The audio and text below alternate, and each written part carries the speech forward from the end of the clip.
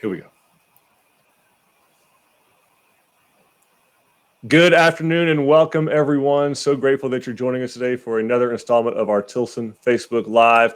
Eric Allard here, Senior Vice President, Business Development, and a member of Tilson's fourth generation of the Tilson family. So we are joined today live and in person by our Director of Marketing, Dawn Dantzler. Say hello, Dawn. Hi, everybody. So Dawn will be joining us for our special installment today of our frequently asked questions. So we get a lot of questions that are asked on each and every one of these. We see some that kind of pop up to the surface very, very often, very, very frequently. And we want to be sure that you guys are getting the answers to your questions if you are even thinking about building a custom home on your land somewhere in Texas. So we're here to educate you. We're here to make sure that are armed with all the information you need to make a really, really good decision for you and your family for a very long time. So again, Eric and Dawn, we will be answering all of your questions live. So we have a few teed up of our own that we've prepared that have bubbled to the top, but we want to also invite you to ask any questions you want to in the chat. Dawn and some other folks on our marketing team will be monitoring that chat. They'll help us out by prompting us. And anyway, we're going to go from there. So Dawn, where are we starting with our frequently asked questions today? So I think the first one we're going to start with is the very common, what is your price per square foot? Yes, what is price per square foot? So this is a really, really common question that we get, not just on our Facebook Lives, but we actually also get this one quite a bit in our design centers and in just normal conversation. So certainly it's real estate lingo. It's you can't pretend like it doesn't exist, right? Although we'd love to. Absolutely. I'm going to take folks through a little bit of an exercise, kind of one of those, the phrase is reduce it to the ridiculous, right? So one thing to think about is, when is the last time you went and bought a car and asked how much that car cost per pound? Right? Because you got Chevrolets, you got Fords, you got Lexuses, you got Cadillacs, you got Lamborghinis, you got Bugattis, you got all kinds of different levels of cars out there that range from $30,000 to $300,000 or more. And they're all about the same size because they got to fit on a road, and they can only be so long and so wide. So relatively speaking, they're about the same. But why don't we ever ask how much they cost per pound? And the same can be said at a restaurant. You know, you don't walk into a McDonald's or Chick-fil-A or Whataburger, in our case here, and ask how much the Whataburger costs per ounce. That doesn't make sense. Mm-hmm. And even though all of those things sound silly to even if you were to walk in and ask those, there are infinitely more variables in a home than there are in a car, a cheeseburger, or a chicken sandwich. So it doesn't make sense that two houses, both 2,000 square feet, built totally separate from each other, 100 miles away from each other, are going to cost anywhere near the same price per square foot. There's a lot of things that impact the price, the design, the complexity of that design, what kind of features are on the inside, what kind of cabinets are we talking about? When we do this this exercise, sometimes we'll draw the little square or the rectangle, right? That's 10 foot by 10 foot. The square is 10 by 10. It's 100 square feet. It's got 40 lineal feet of perimeter on it. And then you got a rectangle that's 2 foot by 50 foot. That's 100 square feet also. And it has 104 feet of perimeter. So without knowing floor coverings, light fixtures, cabinets, countertops, ceiling heights, what type of roof we're using, any of that stuff, we know already that the rectangular one, even though they're identical in square footage, is going to have almost 2.5 times more framing, so more lumber around the perimeter, more perimeter for the concrete. It's going to have more perimeter sheetrock, insulation, trim, paint, all those things. And so price per square foot is one of the most misleading things that many, many builders and sometimes real estate professionals will use, but it doesn't tell the whole story. In fact, it tells very little. Price per square foot is not something you want, because there's no such thing as apples to apples when you're talking about houses. You can't see behind the wall. What type of insulation are they using? What type of windows are they using? What type of shingles are they using? What's the roof pitch? Are they using radiant barrier? Are they using spray foam? Are they using, what kind of air conditioning system are we using? What type of light fixtures? So price per square foot is, and yeah, you mentioned here also the living area versus foundation area. That's another thing. When somebody's quoting you a price and price per square foot, find out what square footage they're using, because we have come across a lot of people that they're actually talking about the foundation. So it's not the living area of the house that they're adding in your garage and your porch and all of that, and to bring down their cost per square foot. That's right. Yeah. So a 2,000 square foot home, let's say, and you have a 2-car garage, let's call that 500 square feet. And then maybe another, I don't know, a couple of 200 square feet of covered porch. That's all slab area. That's all, in fact, what's considered close-in. The total slab area of that house might be close to 2,700 square feet. Well, if they use that number as their denominators, the number they're dividing by, then yeah, the price per square foot is going to be driven way, way, way down. It's going to appear as though you're getting a very low price per square foot. Yeah, so, that anyway. Actually comes up, people, because a lot of people, since we don't show a price per square foot, we show the actual individual price of our homes. I'll get that question on a lot of our plans of why does the driftwood have such a higher cost per square foot? Well, you've got a 2.5-car garage that isn't in that square footage when you're calculating. And when you take that out, it kind of comes a little bit more in line. It's a great point. Yeah, I mean, you take a 2,000. I used, years ago, I was working at our old Houston location. That's no longer there, down at Tidwell at 45, and it was a great exercise because we had two models there. One was 2,004 square feet. It was the old Bridgeport, and one was 2,009 square feet. It was the even older Windsor. I don't remember the Windsor. No, it was. Yeah. Well, originally it was 1968, so it's been a minute. Back when we named our plans really exciting things. Oh, very much so. That was back when the royal family was still very popular here in the States. Things change. In Hamilton days? I don't know. So, but those two homes, so you could walk a customer through there, and they were both 2,000, like I said, within 5 square feet being the same size home. And you could walk through there and you could feel the difference. And at the time, the Bridgeport, which is actually 5 square feet smaller, was $30,000 more, or in that case, it was almost 38% more than the Windsor. But the Windsor had 8-foot flat ceilings everywhere. It was cut up, had 2 more rooms than the Bridgeport had. There was no open concept, no big open spans. All the windows were like 3 foot by 5 foot. It had maybe 11 feet of cabinetry in it. It had probably 6 light fixtures total, including the bathrooms. So in other words, you could cruise through those two houses sitting side by side and be like, these aren't even on the same planet. Never mind. Right. But they're same size, almost identical in size.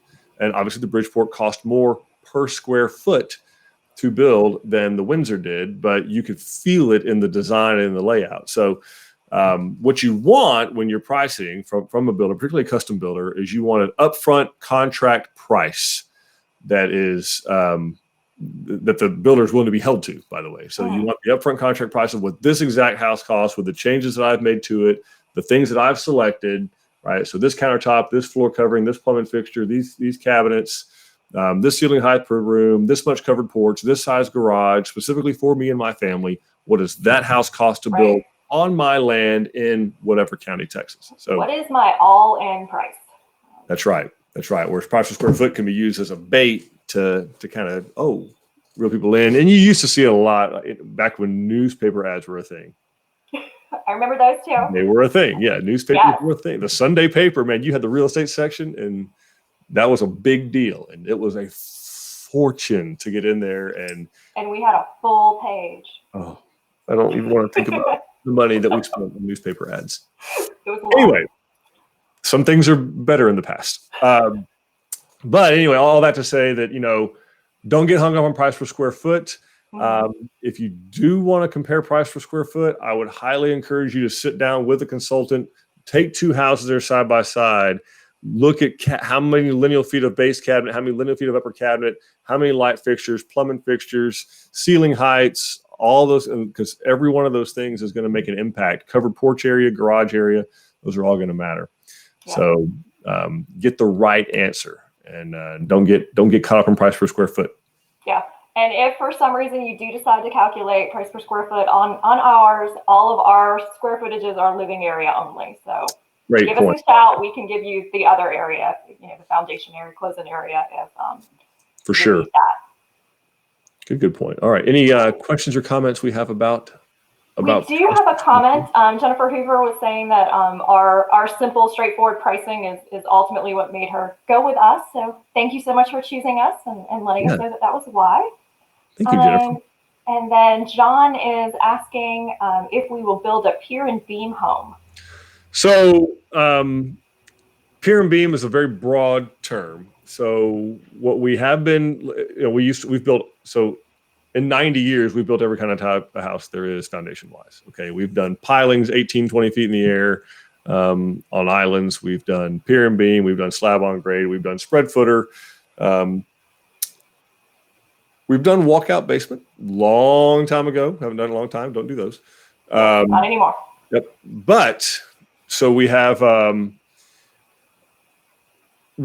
been looking more recently at designs that will allow water flow underneath. So as areas in and around the Gulf Coast, so specifically Houston, the Houston area after Hurricane Harvey, which was 2017, the floodplain stuff has gotten very complicated, not just in the city of Houston, but Harris County, now Fort Bend County. And we feel like as development and you get that urban sprawl, people moving out and away from the metropolitan area, the counties are going to be forced, because they're responsible for managing the flood in their local areas. They're going to have to do something about making sure water can flow. And so because we're seeing more and more of that, we have started investigating some type of elevated foundation design. Now, whether we're going to call it pier and beam, whether we're going to call it elevated foundation design, whatever, but we do have some designs done. We are doing some pricing kind of prototyping now. And I say prototype, we've done it in the past, but with current engineer specifications and current floodplain management specifications, it's a new prototype. So we're doing that now, where we've got a couple of customers that are working through that with us, and we've got some pricing down on, I think, 2 of them that we're going to be looking at doing an elevated type design instead of a slab on grade, because where they're building, they won't let you build, bring in any type of material, whether that material is dirt or concrete, that displaces any kind of cubic footage of area or water into the site. So they want to make sure that if the house is here, water can move underneath it. They don't want you bringing in something, because theoretically, if you were to take this bottle of water and I were to put this pin in the bottle of water, every inch I put the pin in, the water would effectively raise, right? Well, the same logic is true in a floodplain. If the floodplain is at a certain level, every cubic foot of dirt or concrete house I put into that floodplain, you're thereby effectively raising the floodplain. So the counties and cities are saying, no more of that. You're going to have to figure out a way to get the house above base flood without bringing in material. So, John, to answer your question is, will we? Yes. Do we have the pricing on our website ready to go for it? No, sir, we do not. But we're working on it. Yeah, the future is headed that direction. So, yeah, thanks, John. Thanks for asking the question. Okay. We have another question about the pricing that's shown on the website. So some of our homes are only showing one price, for instance, the LaSalle, and some have a price range. So he's wondering what that range represents. So what you're seeing in that range, so like the LaSalle has one pre-designed exterior elevation. So with that one, we're showing the one price, and it's the starting price on that elevation. On our other homes that have multiple elevations, what we wanted to do was show everybody a range there. So you're seeing that range that you're seeing is the variation depending upon what exterior you're showing. So all of those have their own prices because of the materials that are being used on the outside of the home. So that's the range that you're seeing there, is the lowest to the highest price of that exterior design. For the most part, the interior of the home is the same. You might have a little bit of a square footage difference. If you see like one is bumped out a little bit, you've got a little bit of variation there. You've also got some additional porch area on some of the different exteriors. So that's what that range is. Perfectly said. Yeah. So it's going to vary. The way the house looks on the outside will change how much, obviously a house that's all hardy plank, for instance, is going to cost less than a house that's all stone. But you can have one floor plan, the Angelina or the LaPorte or one of those like that It's the same house on the inside, looks like, but on the outside, one's all hardy, one's all stone. Those will cost different. And Marcelo, that's what you're looking at. That's the price range of those. But on the LaSalle, there's only one way that we have stock the way that it looks. People build it a lot of different ways, and then we price it in front of them as we go. So great question, Marcelo. Thanks for asking. Wonderful question. Rocky is asking if they don't want to do a 2-car garage, can we do a carport, and what would the price difference be? Rocky, welcome back. We've seen you on some of these before, so thanks for continuing to watch. The answer is yes, we will do a carport. It's more of a carport's kind of a strange term, and it might invoke metal roof. Yeah, I always think of metal and poles when I hear carport. Yeah, so kind of you see them on the side of the road for sale for $630. But the reality is, it's more of a porte cochere. It's actually more of a covered porch when we do it on the side of a home. In other words, the roof is going to look just like it would if it were the garage roof. And then underneath it, of course, going to be big, gigantic, wide open span with your masonry columns, so either brick or stone or whatever it is to match the rest of your house. And so because of that, because it's basically finished open span covered porch area, it actually costs the same as doing a garage. Because what we're saving in the perimeter, which are pretty inexpensive to do, 2x4s, and then a little bit of brick or sheetrock on those, we're saving that, but we're spending way more money on Versalams and engineered wood products up in the attic portion to span those 20 and 30 foot open areas. And then of course it's finished with hardy plank on the bottom sides and LED lighting. So, I mean, it's finished. If you've gone to any of our model homes and seen the covered porches, covered patios, like on the LaSalle's, for instance, or any of the Breckenridge, Fredericksburg, that's how it's going to be finished. It's going to look like covered porch. So really the nice part about the porte cocheres we do is they're dual purpose. You can use them to park your cars under, or you can back the cars out and have a nice open outdoor living space that's larger than any of the living rooms we have in any of our homes. So great question, Rocky. Thanks. Yeah. Let's see. Ashley is asking us about the Goliad. If there is a similar floor plan that's already built, that she's hoping to purchase one with us, and is wondering about being able to see it before deciding. Well, go ahead, so Dawn. We do have several Goliads under construction and in the process, but we do not have one completed yet. So we are working on getting pictures and giving you some interior renderings. That one, is a true 2-story, so would the Oxford be helpful to look at? A little bit. The Oxford's a little bit bigger. The Oxford's about 2,500 square feet, 2,469, something like that.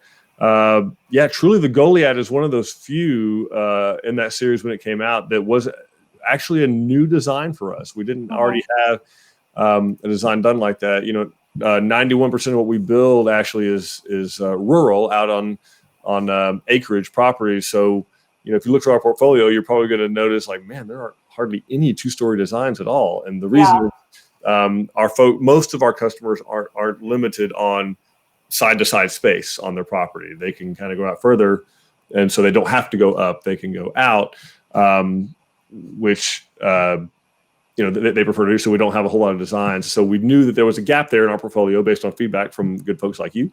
And so we've tried to fill that gap with that Goliad. The Victoria is another one that we've put in there to try and help kind of fill that gap of true 2-story designs that we don't have very many. We've got the Goliad, the Victoria, the Oxford, the Hansford, and that's really about all true 2-story plans we have. We got plenty that have bonus rooms above, but unfortunately, actually, we just don't have any of those built yet. But we do have some under construction. Can't wait to get some virtual tours, interior shots done of them. Yeah, we're working on it. Let's see. Lupe is asking if there is a recommended or required distance from the home to the septic system. So there's definitely going to be a required minimum to the septic. I don't have it off the top of my head, but TCEQ, the Texas Commission on Environmental Quality, has the numbers. I do know that the spray if it's a aerobic septic system that has the spray heads, they cannot spray within 10 feet of the home or within 10 feet of any of your property lines. And also, depending on what type of well you and or your neighbor may have, they can't spray within 50 to 100 feet of that well, depending on the type of well that it is. If it's fully concrete encased or something like that. So yes, there are some limitations.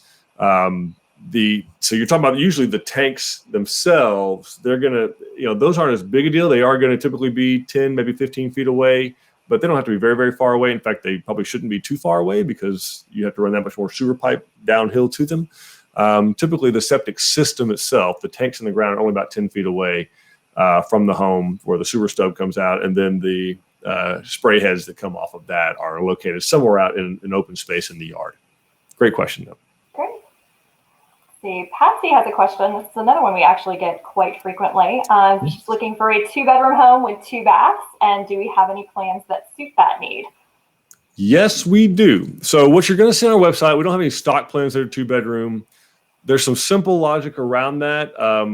You could argue if it's good or not, but we'll leave that up to our fans to decide. But 2-bedroom homes are historically very difficult to get financed, to get a mortgage for.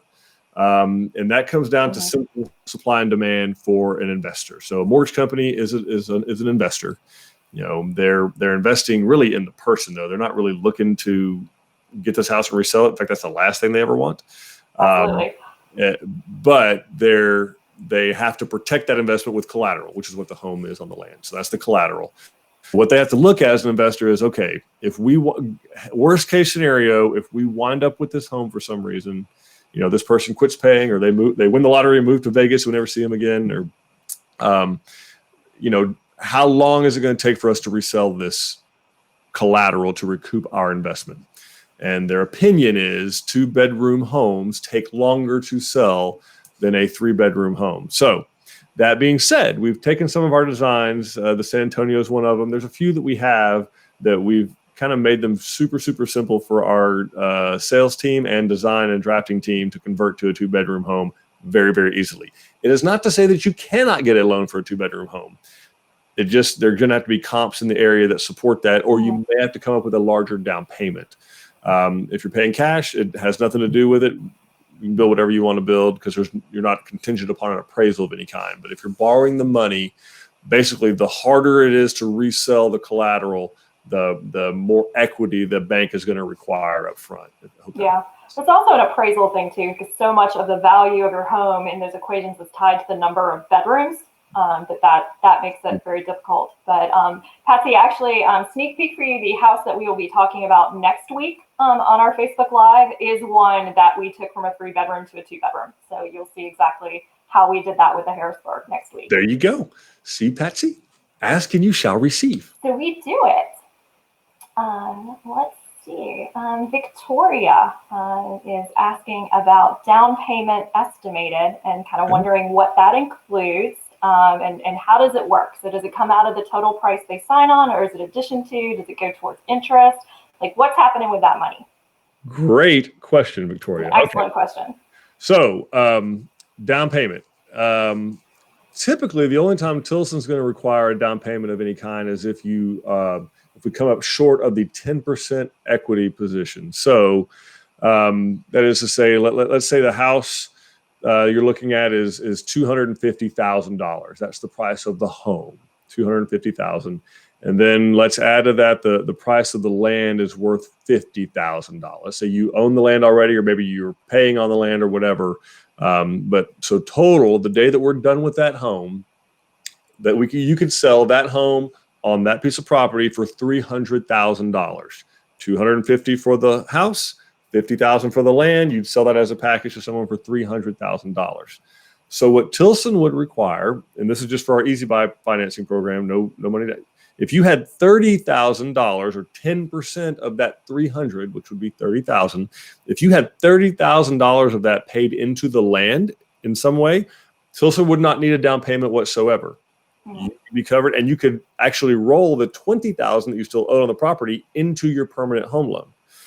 So long as you qualify. So in that situation, you wouldn't need a down payment.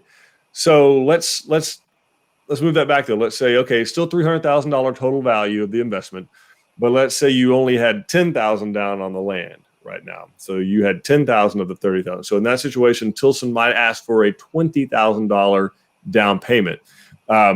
And what you could do that 2 ways, actually. You could either pay that to us in the form of a down payment, in which case, same thing, you wouldn't borrow the money. Or you could actually pay it down on your land. You don't have to pay it to us.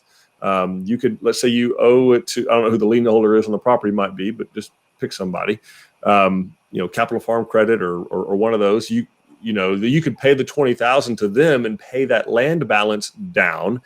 That would be a quote down payment to us. And again, it's not added onto the price. It doesn't go towards interest. It's not addition to. It basically just reduces your principal amount that you're financing. So much like a car down payment. If the price of a new car were $60,000, and they said we'll finance all 100% of that. We'll finance all $60,000. You're like, I don't really want to finance $60,000. I want to finance like $45,000. Then you would be coming in with a $15,000 down payment, reducing the principal amount. The exact same logic is the same with what we're talking about. You're reducing the principal with that down payment. And for us, like I said, if you meet 10%, we don't have to have a down payment. Some folks like to put it down anyway. They say, well, I only want to finance X amount of dollars. So they come to the table with that. So, but you'd be bringing that to final closing for your mortgage. At that point, you wouldn't be giving it to Tilson. You could then, right? You could, yeah. The only time we would have to have it up front is if you're, like, again, short of that 10%, we would want that up front prior to when we start. But yeah, if you just want to put down, 20% or 30% or 40%, yeah, you can hold on to that cash all the way up until closing and pay it then. So yeah, great question. And if we answered it, we hope so. If not, let us know. Ask it another way. Give us a follow up, and we'll take another swing at it. But that was a good segue to one of our common questions that we get, which is, what is EasyBuy? What is our EasyBuy program, and how is it different from a construction loan? Because the way we do financing is very different from how our competitors do it. Yes. So pretty much every custom home, not just in Texas, but in America, is built with a construction loan, some type of interfinancing or construction loan. And that's not just house, by the way. It's also commercial projects. Same way. You can build an apartment complex. It's done in draws on a commercial loan. Banks make a lot of money on commercial lending. It's a big deal. And construction lending. They are risky. They're risky loans because no one is guaranteeing the bank a finished product. So because they're risky, risk means one thing in the banking world. That means higher interest. Yeah, that's right. They'll gladly take on more risk. You will be paying a higher interest rate. That's why historically folks with a little bit lower credit scores are going to pay a higher interest rate. Same thing. There's more risk involved. So we decided a long time ago, we're like, hey, we're pretty conservative. We can save our money. We're pretty liquid. What if we used our own cash to build these houses and our customers didn't have to qualify for a construction loan? It actually first started kind of out as construction loans were hard to get, and they were really, really hard to get out in rural areas of the state of Texas because there weren't not a whole lot of activity going on. So yeah, back what we were talking about before with comps and activities and what's happening in the market, and nobody wants to take a risk where nothing's happening. That's right. Yeah, banks were kind of nervous about lending construction money out there, hoping that a house might get finished on 15 acres in Freestone County, Texas. I don't know. So Tilson's like, okay, cool.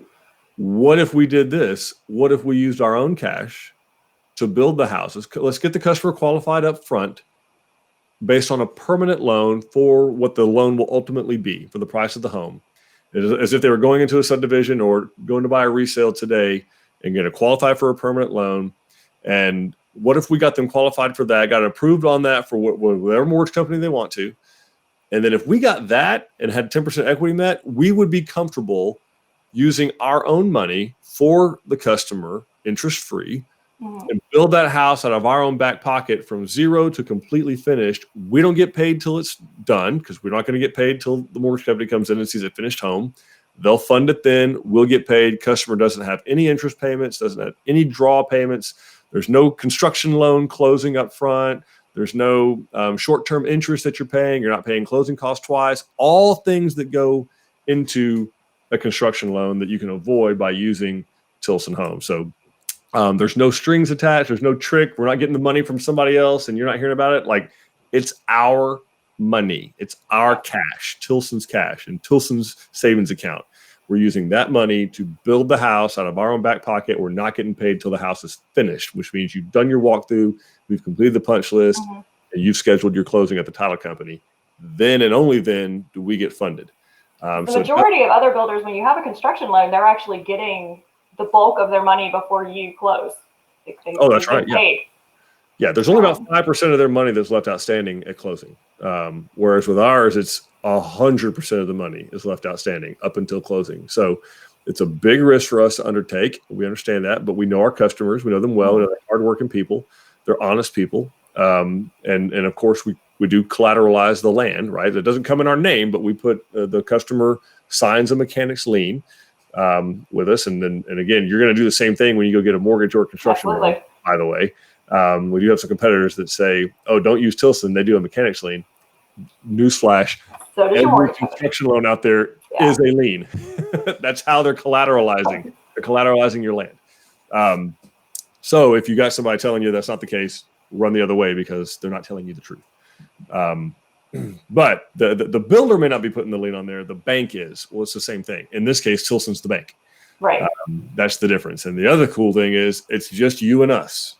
Okay, you work it out with us. You're talking to your builder, and there's no other entities involved that you're having to mess with or get involved or schedule or holding up the money because they can't get out there. All that interest is accruing, which you may, even if you're not paying it as you go, it is accruing, and you will pay it on the permanent at the end when the house goes to closing. So, but yeah, that's a great point you brought up, Don, about there's usually only 5 to 7% of the contract left outstanding on a construction loan at closing. So that's why you hear these horror stories about, well, the builder would never come back and finish such and such, or they never would come back and, punch the cabinets out. Well, not money. Why? They'll just wait out. Yeah. Yeah. Great question.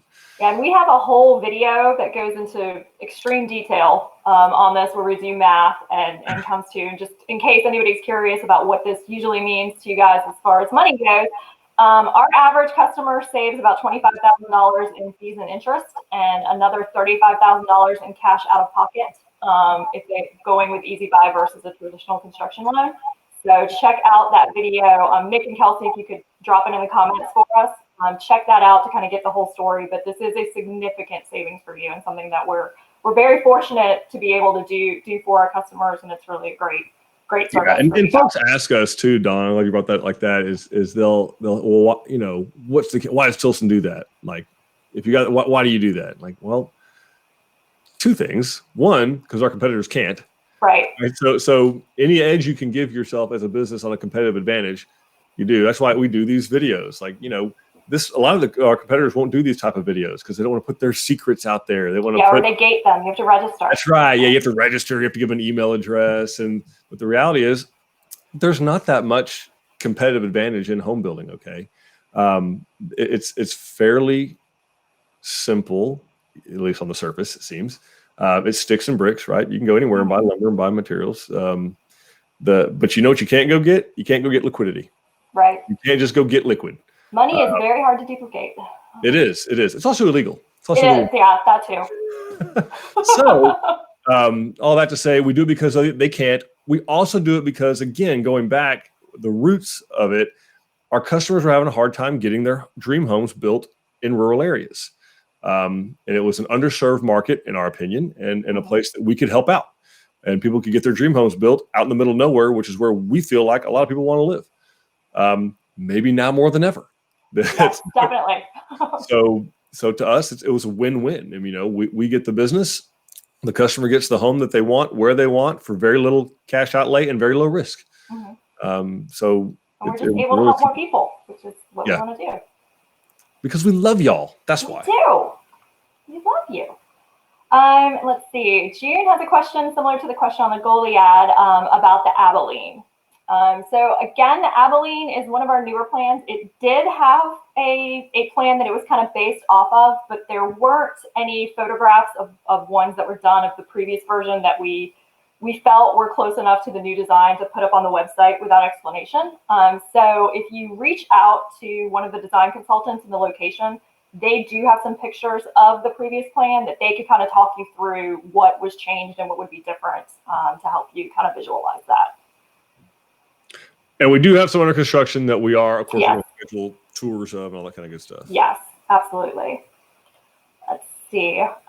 Debbie had a question about building in the Houston area. Are there any other design features that we would recommend for a home being built in a hurricane-prone area? So John had that question about pier and beam. Okay, yeah, great question, Debbie. And so, apart from the city of Houston, where we do not currently build, but every county that touches the Gulf of Mexico, the Texas Department of Insurance has declared those to be what's known as windstorm counties. So Galveston County, Matagorda County, Brazoria County, all the way up and down the Texas coast, from Jefferson all the way down to Brownsville. Whatever county those are, they must be built to windstorm specifications. So it's a little bit different set of specs. It's not real crazy. When you go on the seaward side of the Intercoastal Waterway, it gets a little bit heftier, but we've built there as well. But for the most part, it's some framing things. Some of the glazing on some of the windows has to change. You got some hurricane clips, hurricane straps. But basically, we're going to recommend whatever the Texas Department of Insurance requires. So it's going to have to be done. The good news is it also has to be inspected. So Texas Department of Insurance is going to require inspections to be done throughout the construction process. And of course, a final that it was done to the TDI windstorm specifications, which is rated to a certain amount of wind gust, 3-second gust, 10-second gust, different things like that. And then they're going to require a WPI-8 certificate. For your insurer, whoever does your homeowner's insurance is going to require a certificate showing that it was in fact built to TDI windstorm. So you won't have to worry about, is there different recommendations that like you have to build it to windstorm inland 2, inland 1, or seaward specifications, depending on where it is. And that information is on the TDI website. And we have all that information in every one of our design centers as well. So it will be done correctly. And the price for that is already in the pricing that you'll see on our website for the counties that it applies to. We have Windstorm 1 built into those costs already, so no surprises. Great point. Thanks, Don. Forgot about that. Let's see. Brittany and Len are asking, do we have the prices online for the different options for the floor plan? So we do not have the pricing online for the different custom options if you're playing around in the interactive floor plan. What we're showing is just the starting floor plan there and the variance between the different exteriors. So to get the cost for the options, you can either call in to our online sales counselors, our new home specialists, or talk to one of the design consultants. Yeah, and part of the reason for that, Brittany, is they impact one another, and also they vary based on region. Sometimes, although not always, but so yeah, we want to get pretty specific about how that pricing is done. But great question. Yeah. All right, let's see. Amber, I know Amber. They just signed to build a Fredericksburg in Matagorda. That was like 2 weeks ago. Oh yeah. Waiting to have our stakeout scheduled and is very excited, and we're very excited. We are very excited, Amber. Thank you for trusting Curtis and Katie. We're grateful for you. Thank you. Awesome. Thank you so much for choosing us. Let's see. Jessica Ann is asking, can the exterior elevation have modifications that are structural and not just cosmetic? She's got views on her property that are in the front, and they'd like to design the home with a porch that could accommodate large seating up front. Yes. Jessica Ann, it certainly can. Yeah, we've in fact, if you look at our design center in Katy, Texas, it has a big porch on the front of it with the cathedral ceiling and truss and all that, and it's actually on the front of the Katy Design Center. So, yes. Yeah, we can absolutely do that. Yeah, the other twist on next week's live is not only did we make it a 2-bedroom, but we actually did this thing where we made the front of the house the back of the house, and the back of the house the front of the house. So we'll kind of talk through how we had to change that entire structural, what would have been the back, to look like a front. So this is no big deal. We can absolutely do this. Cool. We do cool stuff. Thanks, Jessica. Thanks for asking. Yeah, thank you, Jessica. Great question. Brittany and Len are asking, do we include the cost of septic in the home? Is it a separate cost that they would need to cover? Dawn, that's a great question. Yes, that's a great segue too. Anything else? Brittany had our stack. She did. She knew where we were going, which is what site prep items are included in your prices. All right. So we build in about 140 counties across the state of Texas. We've tried to make our website as informative as it can be without needing a degree in astrophysics to operate it and get and obtain pricing. So, and we're constantly looking to improve, and Dawn is always looking for ways to improve that.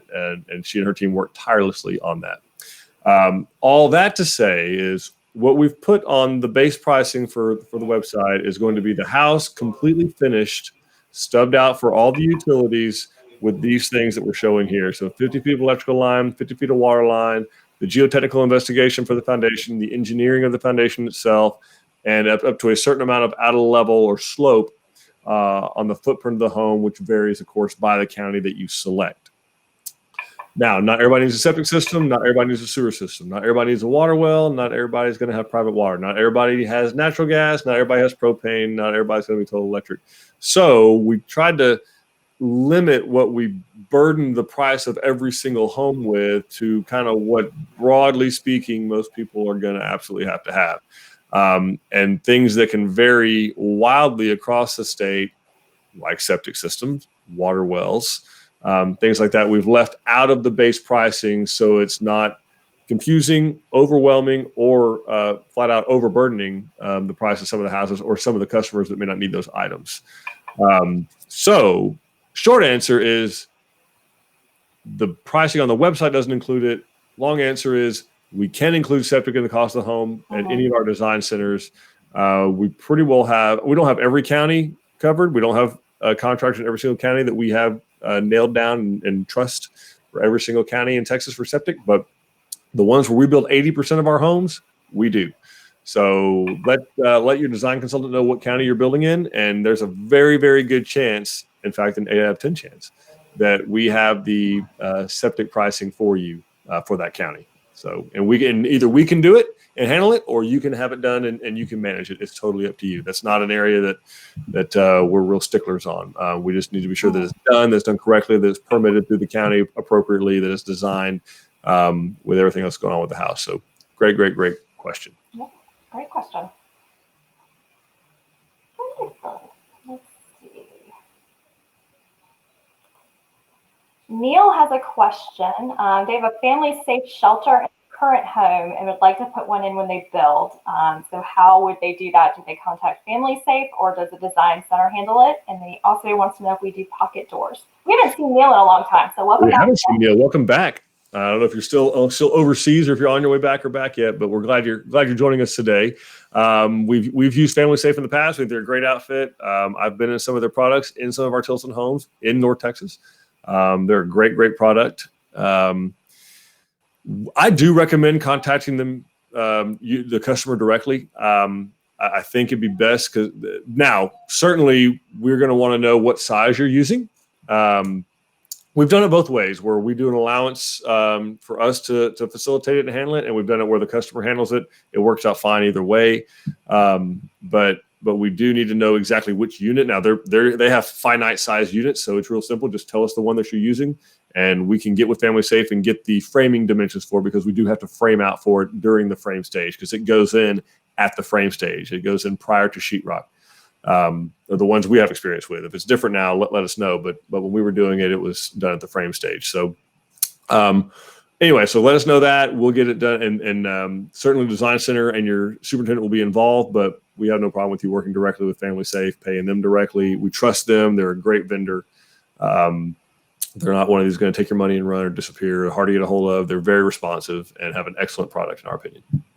Great. Wonderful.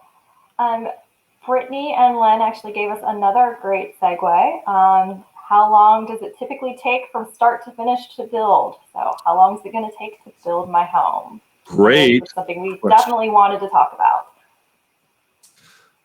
Brittany, just let us know when you clock out. We'll compensate you for your time for having. I know Brittany's been great.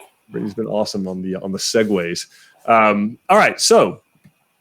Time for real talk, Eric. Yeah, this is time for real talk. Okay, these are our friends. This is a safe space. These are our Facebook friends and our YouTube friends. But this is reality. Okay, and I'll preface this by saying, the longer it takes, the worse it is for Tilson. Okay, because the way our business model is, we described earlier about that construction loan thing, the no construction loan, and we're doing the financing. So. We're locking you in on a price up front that we're not getting paid for until the house is completely finished and you close and move in. We're not getting paid along the way. So if we get hit with a 10% price increase on lumber, we get hit with a 10% price increase on lumber. We don't pass that on to you guys, so long as you're fulfilling your owner's obligations. Now, a couple of things going with that too is most of our customers, they're moving out of some type of a master plan community subdivision of some sort. In other words, if they bought a new home, they usually did it in a subdivision of some sort with a production builder. If you did it that way, there's about 4 or 5 months of upfront that you got to skip. You got to fast forward through. You had no idea what's happening. Yeah. So the acquisition of the property itself, you had nothing to do with that. Didn't have to worry about that. Didn't have to do the due diligence on it, open the title on it, and check all that stuff out. You didn't have to have the roads put in. You didn't have to have the utilities extended. You didn't have to have the manholes and stormwater drains put in, the curbs and gutters, all of that. The permits, you had to apply to planning and zoning for them to plat it as a subdivision. You didn't have to apply to the building department for a building permit. All of those things were done before the big ribbon cutting and the grand opening of, I'll steal one from our good friend Do You Convert at Happy Acres. You rolled into Happy Acres. Credit Do You Convert with their Happy Acres shout out. You rolled in there and it was these 3 or 4 floor plans with these 4 or 5 elevations on these 37 lots, and that was it. The reason that's it is because they've already told the county or city or whoever which houses they're building based on how much, sewer, water, stormwater, all those calculations that they've already promised the city or county that they're going to adhere to. That's all planned out. And they said, we're going to do these houses with this many bedrooms, this many bathrooms, this many cubic feet of water per day being flushed down the commodes and showers and washing machines. All that's done. Now you're building a home on your own land out in the middle of nowhere, Texas, and none of that's been done. So there's 3 or 4 or 5 months of upfront due diligence that must be done. The engineer foundation design, the geotechnical investigation, the permitting through the county, the septic design, stormwater design. What are we doing with the stormwater, wastewater? How are you getting water to the site? How are you getting power to the site? How are you getting a road to the site? Who's putting the culvert in? Yeah, you don't have an address yet. That's a great thing. A lot of us don't have an address yet. So that's the total time frame is typically 10 to 12 months. Now, let's talk COVID. Yeah. Houses can't get COVID, so far as I know. I haven't checked the CDC website today. It may have changed. But as of yesterday, houses could not get COVID. However, entities that we rely on have people. And it turns out, no matter which side of the argument you're on for whatever, people can get COVID. And businesses and organizations and entities have to respond to that. It's a real thing.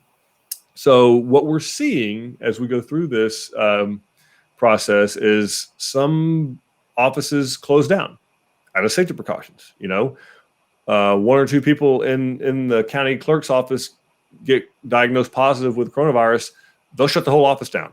Maybe for a day or 2, maybe for 2 weeks. Could be 14 days. Depends. That's right. Just on maybe how they decide to respond. Negative. We don't know, and we can't say. And everybody's, genuinely believe everybody's trying to do right. I will tell you as a business leader, there's no handbook on how to do this. Okay. What there is you keep your people as safe as you possibly can, and you service your customers as you said you would to the best of your abilities. That's what you can do. And trust in God, and He'll see you through. That's what we're banking on. So, what we are seeing is that time is being added. As some of these offices close down, we can't get title pulled. It delays getting our permits approved. It delays getting designs done. Some of these that are installing culverts, maybe somebody on their culvert installation crew got COVID and they're not putting culverts in for 2 weeks. There's nothing we or you can do about that. That's just life right now. Septic designs, permitting's delayed. We're seeing some manufacturer shutdowns in some cases. A window factory in Dallas, if someone contracts coronavirus in the factory, they'll shut the whole thing down and do a deep clean, top to bottom, stem to stern. Okay, well, there's no windows being made while that's happening. So that may push a delay in window delivery. And that can happen brick. It can happen with cabinets. It can happen with anything. Lumber, yeah. And then subcontractor availability, right? Same thing. If somebody gets sick on a crew, maybe that whole framing crew has to go get tested before they can go back to work. So we are telling folks to start budgeting more 12 to 14 month total time frame. If it can be done faster, we will make it happen. I promise you. It doesn't do us any good to drag these things out. We have some that are going in 7 months total time. From the time they give us a deposit to the time they hand the keys and move in, 7 months. Some 6. And that's great when that happens. That's wonderful. But we would be remiss if we didn't tell you this portion of the real talk with Eric and Dawn.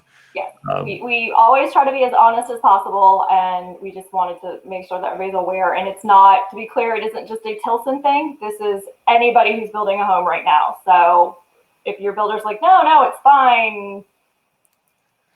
Ask some questions. They haven't walked up to that county office yet, and a big sign that says "Close until further notice." Close till we reopen. Yeah. But there's some good news with our news. Yes, if you are going with Tilson, you're a Tilson customer. There is some good news in all of this, and Eric mentioned that up front. It's our money that's being used. You don't have a construction loan. You're not accruing any interest. And as long as you're fulfilling all of your owner obligations, your price isn't going to change. Any change in material prices, we absorb that, not you. And with that EasyBuy program, you've got no interest accruing. You've got no payments. It's our money, so you can be a little bit more secure in what's going to happen. Yeah. So great point. And I mean, as long as you're still doing the stuff you need to be doing, we can't hold the prices indefinitely, right? Like prices of things change. We just got hit with a price increase on lumber and other raw materials June 1st. I mean, they went up. What all of the general population did with toilet paper when this thing broke out, well, big giant wholesalers and retailers did with lumber. They bought it all up and were hoarding it. Well, then lumber companies shut down because they wanted to test everybody in their mills for coronavirus. So they weren't milling any new lumber. So it's a supply chain that trickles down and ultimately to the end consumer. And so, we will make up time everywhere we can, but we want to be realistic with folks. And yes, your pricing is protected to a point. I mean, we can't hold it indefinitely. We can't just sit here for a year and a half, 2 years and say, well, let us know when you're ready. Like, you do have to be fulfilling the owner's obligations, but those are spelled out very clearly in our agreement, and we go over them with you. If you got any questions about it, we can hit the highlights with you. So great. That's that right now. That's reality. Yes. That's the reality.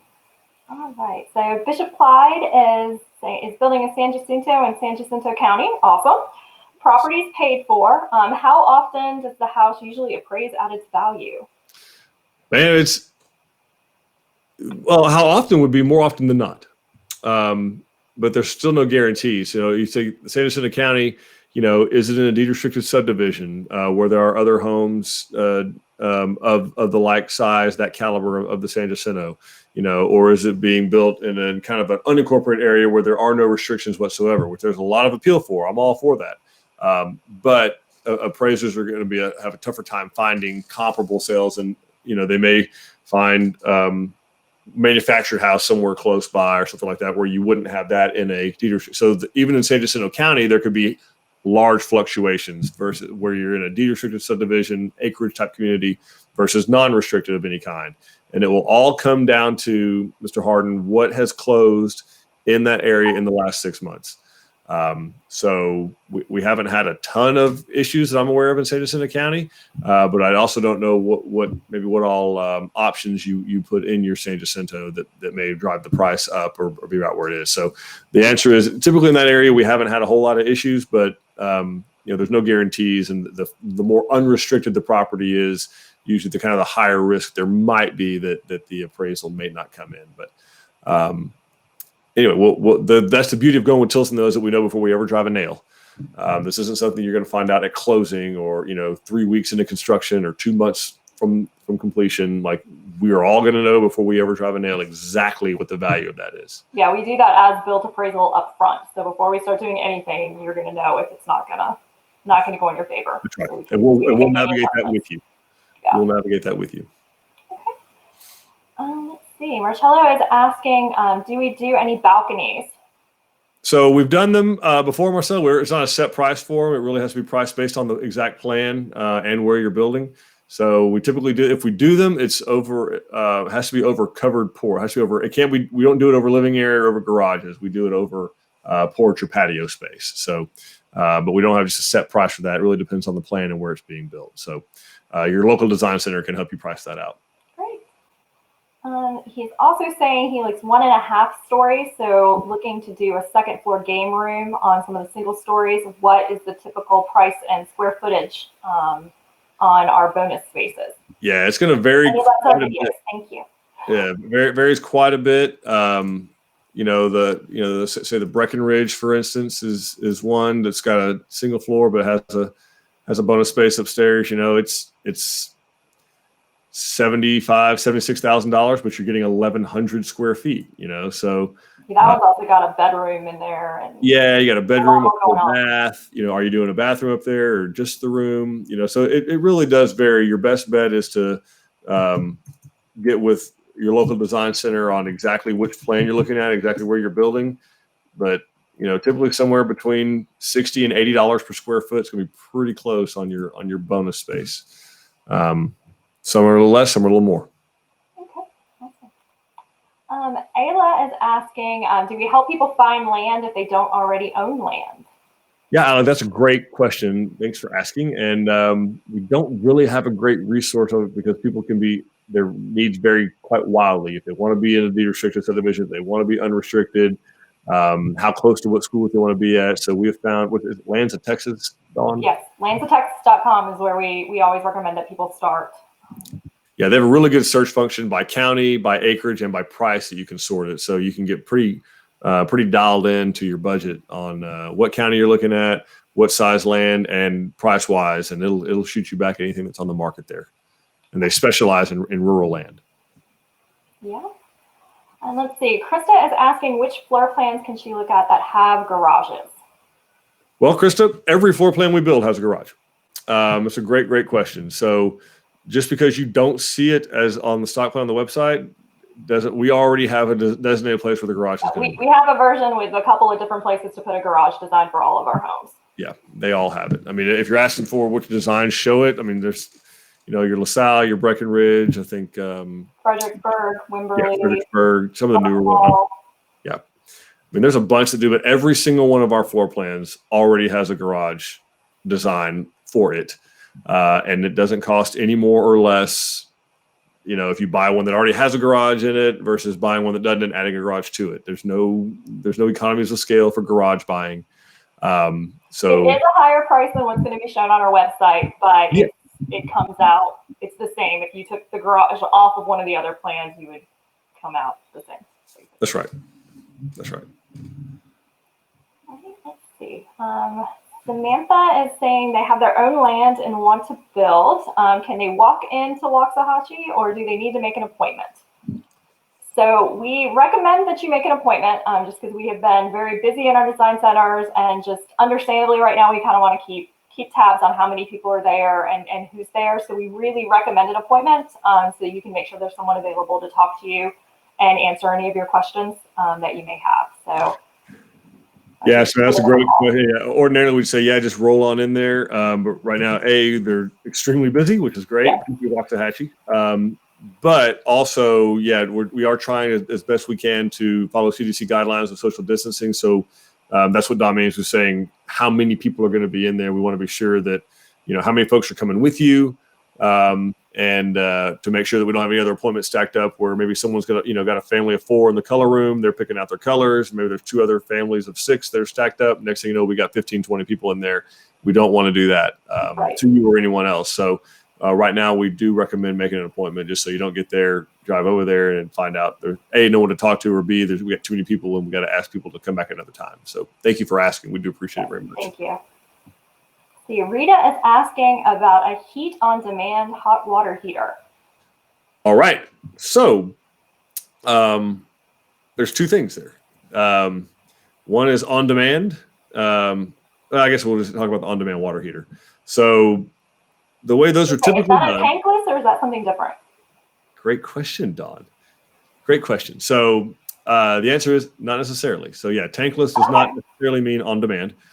It can mean on demand, but it does not necessarily. In my experience, it means really slow.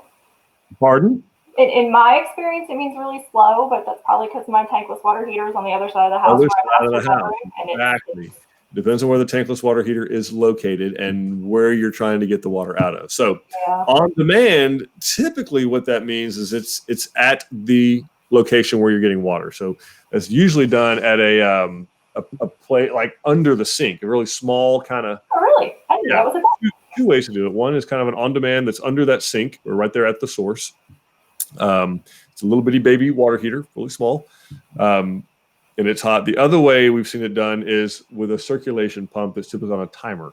So you can do that with a conventional or tankless water heater, and they can put a pump on it that circulates. That let's say at 6 a.m, it kicks on and it starts circulating hot water throughout the house. So the water that's heated, whether the tankless or tanked, it starts circulating it throughout the house, so that everywhere there's a hot water valve, every sink, every shower, washing machine, all that kind of stuff. When you turn it on, and let's say it runs from like 6 a.m. to 8 a.m. where everybody's getting ready and doing their hair and, well, wait a minute. Anyway, shower, getting ready for whatever it is they do during the day. And then it cuts off, let's say, from 8, doesn't come on again until maybe 5 or 7 o'clock in the evening. And that is on demand. So we've done it. I guess we can tell you all this, Rita, because we've done it every way that there is. We've done the little on demand ones. I don't like them because there's a lot more things that could go wrong on your house. Every little device that you put in there is a device that down the road you got to maintain. One more chance for failure. Yes. I think if you're really serious about having it on demand like that, the circulation pump is probably the best solution, in my opinion. It's an opinion. Otherwise, locate your water heater source, whether conventional or tankless, closest to your the main master bedroom owner suite, and then the people, when they get their own house and are paying their own note, they can locate their water faster. But I say he or she who is paying for the home should get the fastest hot water. But I think there are ways to accomplish it, and we can help you out with those, Rita. Thanks for asking that question. It's a great question. And I hope the Rangers, I see your pictures, I hope the Rangers get to play here in a couple of weeks. I hope that happens. Yeah. See some baseball, man. Something. Anything, man. All right. So Jessica Ann is asking, how much is it per foot to build further out than the 50 feet that is included in the electrical and water?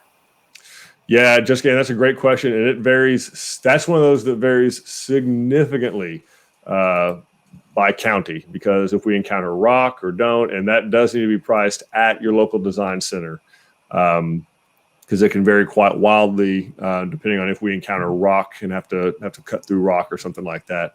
So anyway, yeah, I would highly recommend you get with, because it could be, between $6 and $15 a foot, depending on where you're building.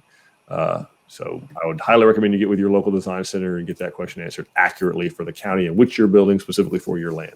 Great question, though. Denise is asking if all of our models are built with base options, or do some have upgrades built into them?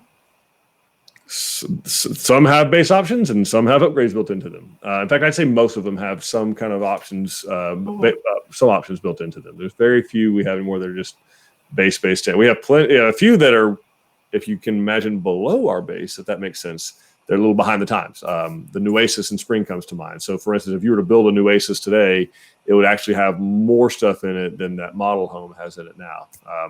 That might seem kind of hard to comprehend, but that's reality. Our models stand a lot longer than a typical builder's models. Right. So some of our models have been there for 30 years. So that's right. But yeah, in every design center, Denise has a list of what all the options are in that home, and they can walk you through there and kind of point them out, like, hey, these countertops or these cabinets or these floor coverings, and they have those and they have the line item pricing for it. So. Mm-hmm.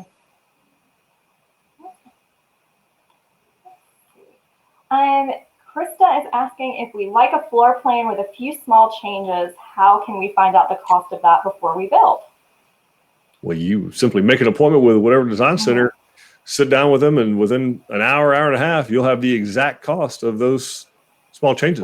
Yeah, especially if it's small changes. They can sit right there, right in front of you, and price it out so you'll know. Yeah. Exactly. Lupe is asking about the process of getting a pool installed when they're having a home built by us. So that's a great question. I've seen some pictures that we posted that our customers have done some pools. Basically, the main thing is, will the cost of the pool fit into the home loan? If you want to include it in your home loan, will it fit in the loan? That's twofold. One, can can you qualify for that full amount, the house plus the pool? And then if you can, will the appraisal support both? And that's usually the bigger question. Most of our customers don't have an issue qualifying it from a monetary standpoint, particularly with rates as low as they are. Usually what the problem starts to come in is pools don't appraise very well, because you don't get a lot of resale value out of swimming pools. So kind of the first person to put the pool in takes the hit. And then if when someone comes along and buys the house, if it happens to have a pool, great. If not, no big deal. Great. Yeah, if not, great. Yeah, for some people. But yeah, the process is if it will fit in the loan amount and fits in the appraisal, then you get whatever contractor you intend to use. You get them in touch with us. We're going to have a conversation with them about how payment's going to work. It's typically done as an allowance. We'll want to be sure and vet that contractor, make sure they are someone who's a viable business. We don't want someone out on the property running around that is going to jerk you around for your money, and would hold up closing for us. So we're going to make sure that they're a squared away, good contractor, reputable, financially sound. And but typically the kicker is going to be, will it fit in the appraisal? And that's something that we just don't know until the appraisal has been ordered. But if it will, we can absolutely do it. Great, that makes sense. June is asking if we are able to install a walk-in tub. June, we've had some requests for that. We do have a vendor or two that we've acquired those from. We've put a couple of them in. So yeah, it can be done. They are very expensive. And I would say steer clear of any of the cheap alternative ones you see on the internet or up late at night on the infomercials. Those are not good. They leak. They're not reliable, and the folks don't stand behind them. We've also found. So it needs to come from a good, reputable vendor that we can hold the line to on a service that we're going to want done. Makes sense. Great question. Megan is asking about a water softener for a water well. Is that something that we should do through the people that are drilling their well, or something that Tilson would take care of? Either way, Megan, we're indifferent. The one part we are going to need to be involved in is at least roughing in for that water softener. So the actual water softener itself, we're not real big on who you use for that. It doesn't really matter. What matters most is that it is in fact stubbed for it. So if you let us know, hey, we want you to rough it, we're going to do a water softener at some point. Don't know who's going to do it yet. Don't know what brand we're going to use. No problem. We're going to rough in for it. We'll put the power there for it. We'll put a loop in the wall. We'll put a drain because it has to have a drain as well.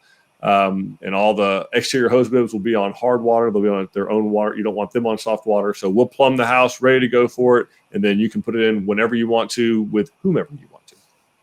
Excellent. Let's see. Cody was commenting their Breckenridge was actually done in 6 months. So we exceeded expectations on that one. Yeah. Thanks, Cody. So that's awesome. Thank you. Appreciate it. Oh, very much. Thank you.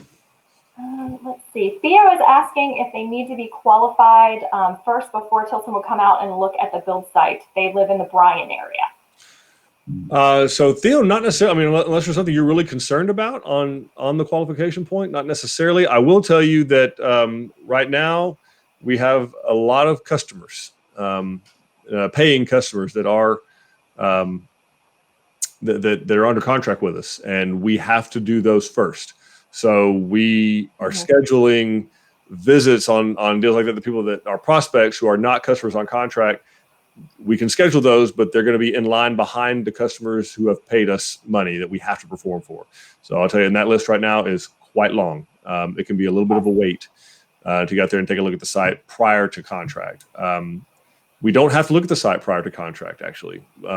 We can. We can tell a lot off the site plan, right? We can tell a whole lot off the site plan, and we know a lot about the area. And the other thing is that if it's at a level like that, it's going to be what it's going to be. It's not going to change, before or after we do the contract. If it's 18 inches out of level, it's going to be 18 inches out of level 3 months from now. It'll be 18 inches out of level 3 years from now. So you don't have to be pre-qualified first, Theo, necessarily. But the big kicker about that right now is just the backlog of customers that we have that we are going to do theirs first. Which I think is understandable for folks. Yeah. Okay. Sarah's asking if they can get a more custom mirror in their bathrooms if they are just 3 weeks out, and who should they talk to? Sarah, we want you to talk to your building superintendent for sure. So that gentleman's going to have the the schedule. I would say even more so. Now, he may point you to your sales consultant, and that's fine if he does. But I always call him first, because he's going to know what he has scheduled and who's coming up next and who's coming up behind that person. And whereas in the sales offices, they may not have that as of today. But I think Chauncey is your building superintendent, so you can give Chauncey a holler, and he'll let you know exactly kind of where you are in the process and the phase and where to move from there. Great question, Sarah. Thank you. See, Brittany had a question about how we determine the land value for the down payment appraisal. Do we have an appraisal done, or does the owner have to have one done? Great question, Brittany. Actually, neither of those. It's the lender. So whoever the mortgage company is that you're going to choose, we have a couple that we can recommend to you, or you can choose another one. But we like working the ones that we recommend because they understand. They understand, and their appraisers are used to doing on your lot appraisals. So we typically find they work out a little bit better, not always. But the lender is going to choose the appraiser, or they actually choose from a bank, a cloud of appraisers. So we can't pick them, and alternatively, the owner cannot pick them. It has to be selected, and that's a federal regulation thing. Is the lender chooses the appraisals.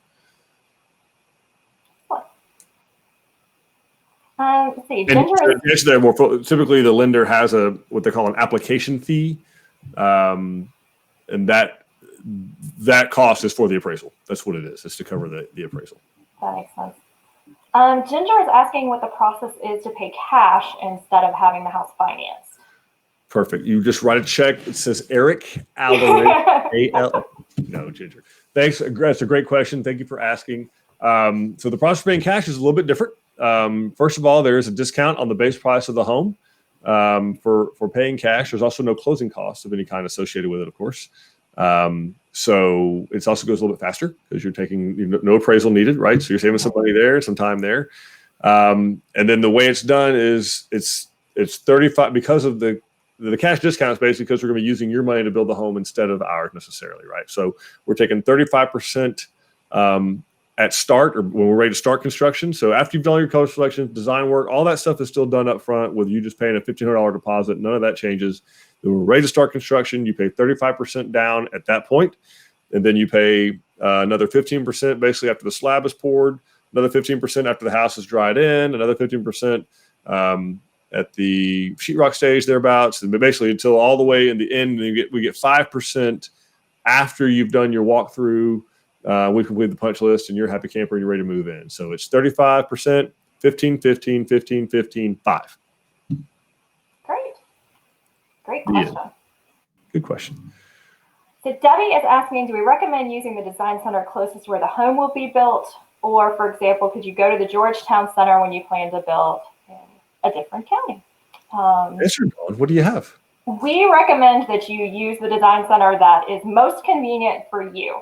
So that design center that you choose to use to sign your contract is also where you're going to go for plan approvals. It's where you're going to go to pick out all of your options in the home.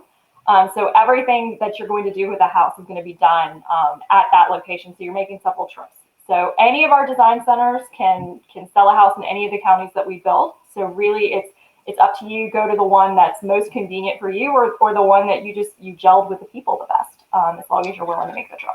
So that's really exactly right. Yeah, it's wherever you feel most comfortable, Debbie. I mean, it's the pricing is done based on where you're building. So it's going to be based on Aransas County. So it doesn't matter if you bought it out of the Weatherford office, Melissa office, San Marcos, Georgetown, Bernie, Spring, Katy. It doesn't make any difference.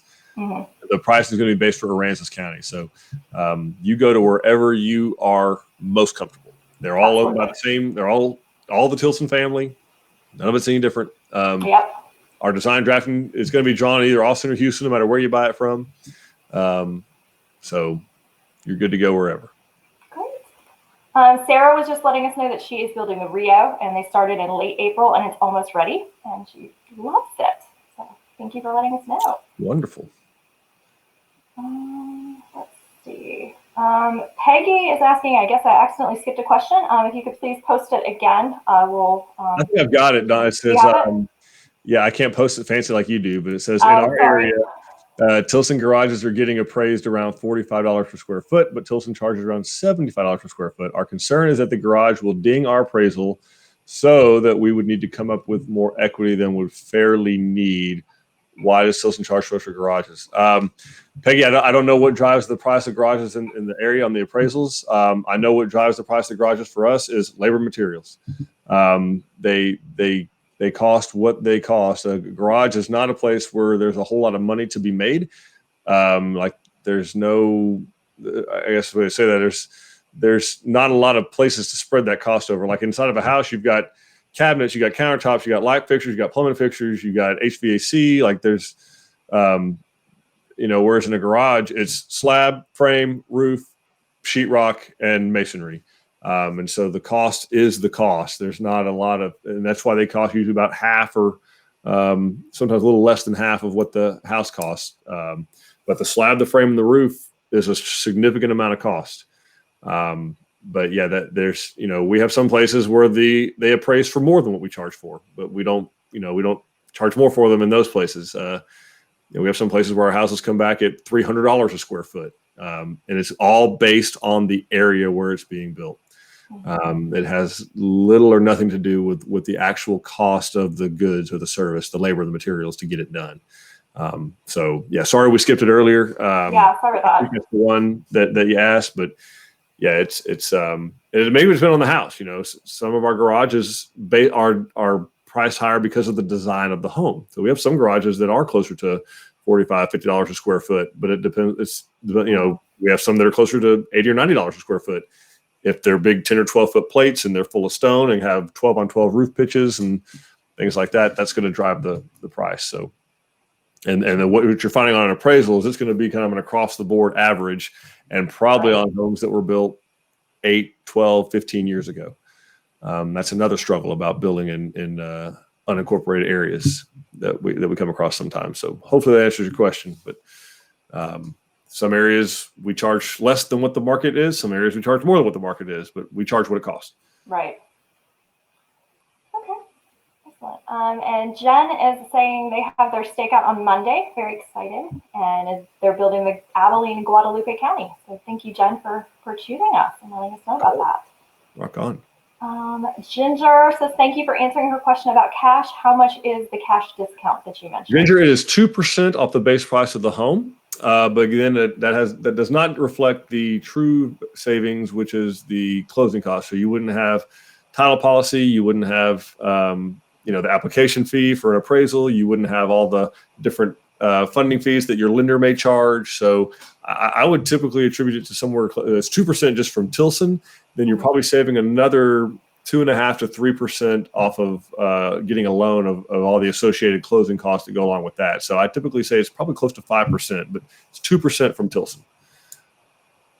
Okay.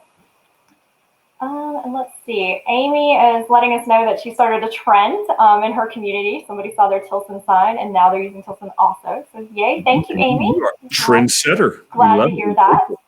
And then let's see, Nick and Kelsey are letting us know. There's a question coming in via Facebook Messenger asking what happens if a customer were to lose their job prior to closing.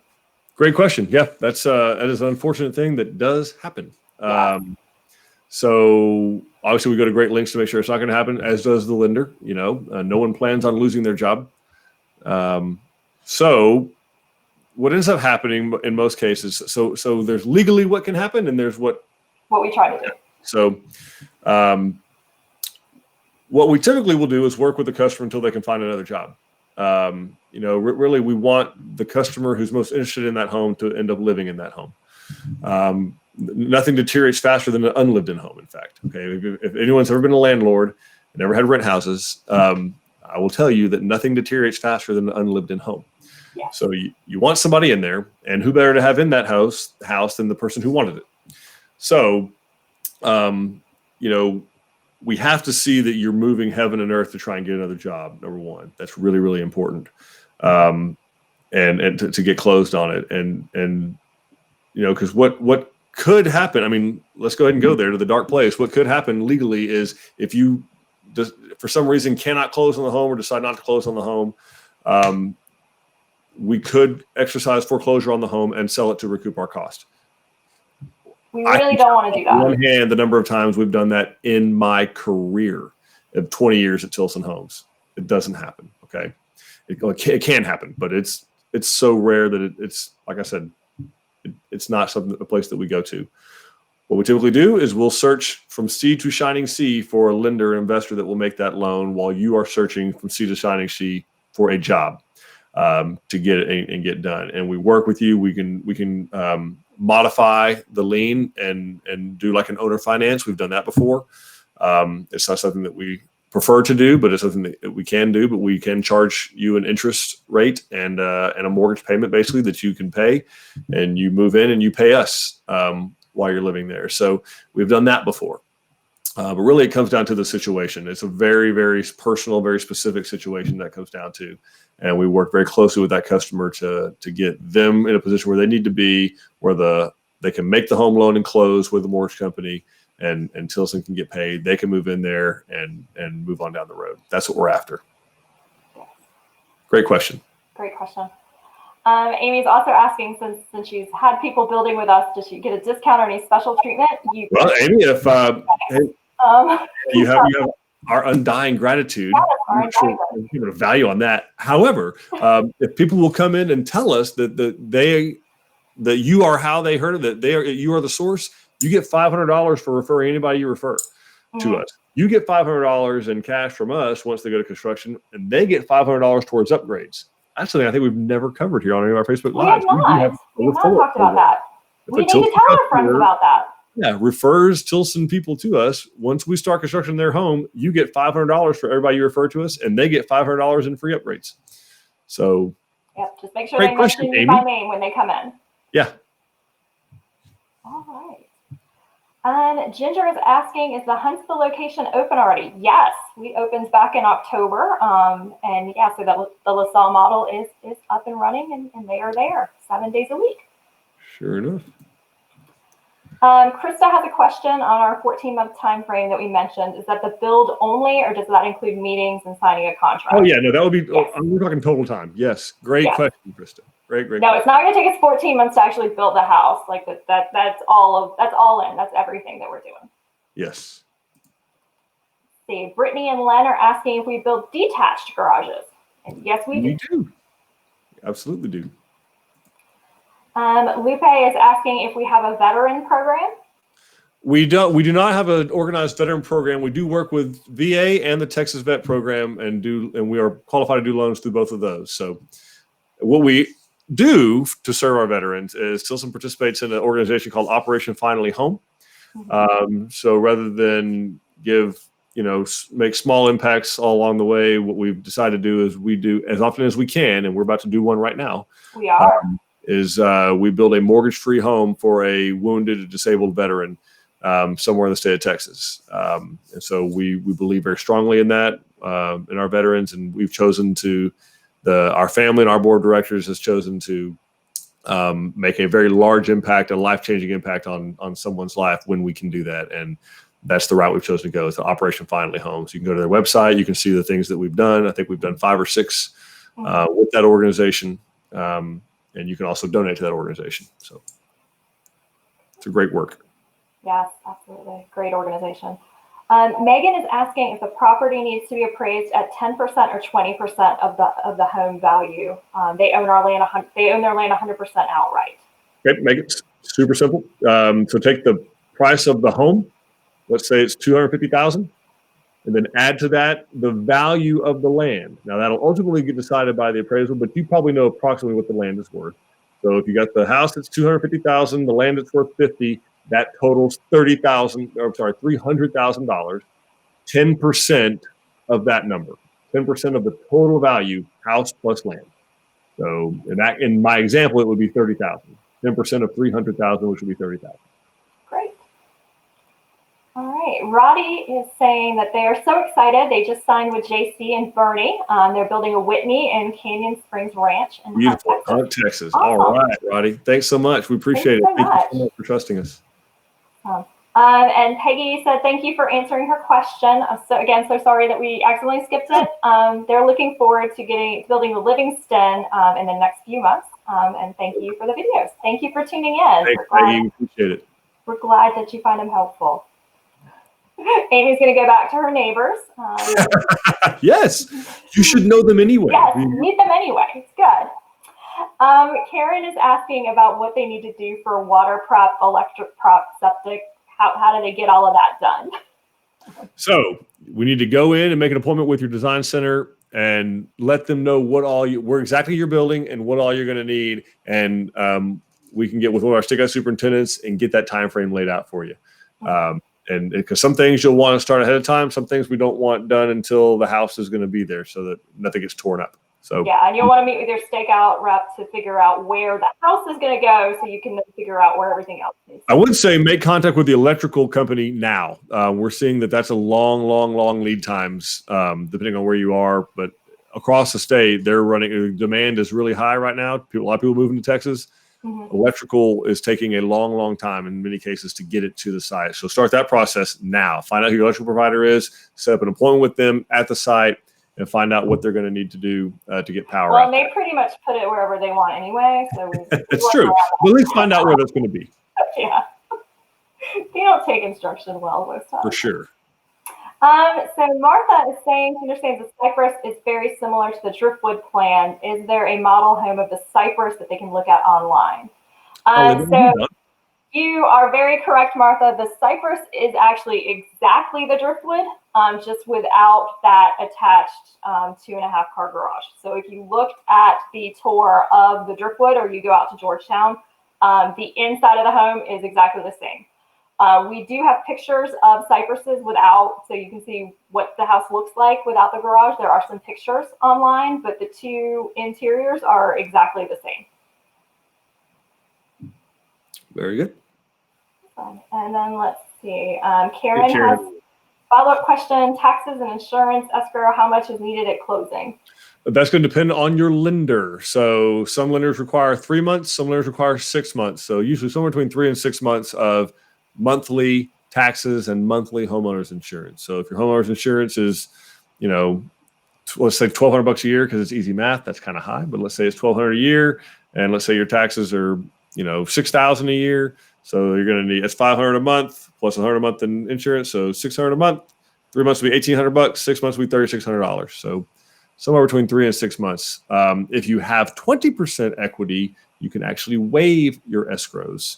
And you don't have to necessarily include them in your monthly payment, and you don't have to have them in an escrow account with the title company or with the mortgage company. So you still have to pay them every year. It's still a thing. But typically, if you have 20%, you don't have to have it. Yeah. All right. Actually, so our partner lender, it depends on the program. So each of our partner lenders has different programs, whether you're doing FHA, conventional, VA, tax vet, and all of those programs have various escrow requirements. But and I've seen both. I've seen 3 months and 6 months. It's typically one of those two. That's something they should be able to tell you too? Oh, they can tell you immediately. Absolutely, they can tell you immediately. If you tell them what program you're going to be doing, they'll tell you immediately if you have to have 3 months or 6 months of escrows. Okay.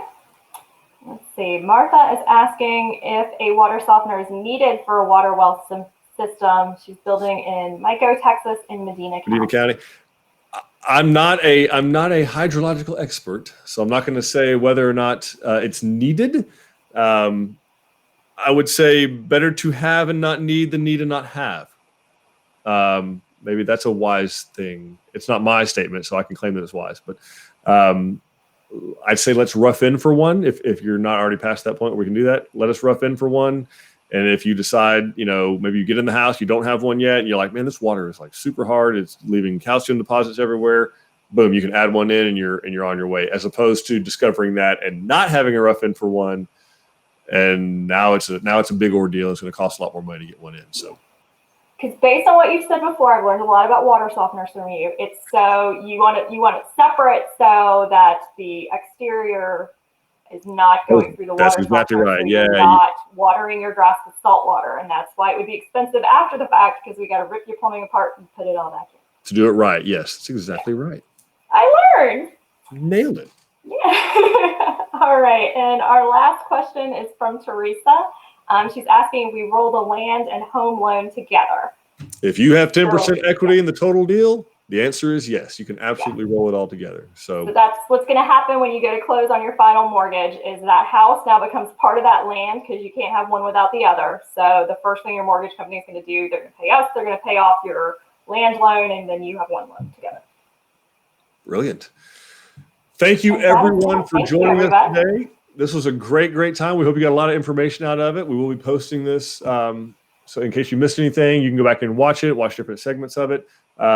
Thank you, Nick and Kelsey, for administering the chat for us and giving us questions. Thank you, Dawn, for joining us live. Thanks for having me. It was fun. Thank you. And y'all be sure to join us next week. We'll be doing another customization version of our Facebook Lives. Can't wait to see you there and hope to soon make you And one more exciting thing about next week, it will be the first time we are going to be able to simulcast live to YouTube and Facebook at the same time. So you can watch on YouTube. We will be on YouTube and Facebook at the same time. How can I be two places at one time? You're magic. You're magic. It's going to be great. I don't know about that. Anyway, we hope to soon make you part of the Tilson family. Thank you all very much. Bye. Appreciate it.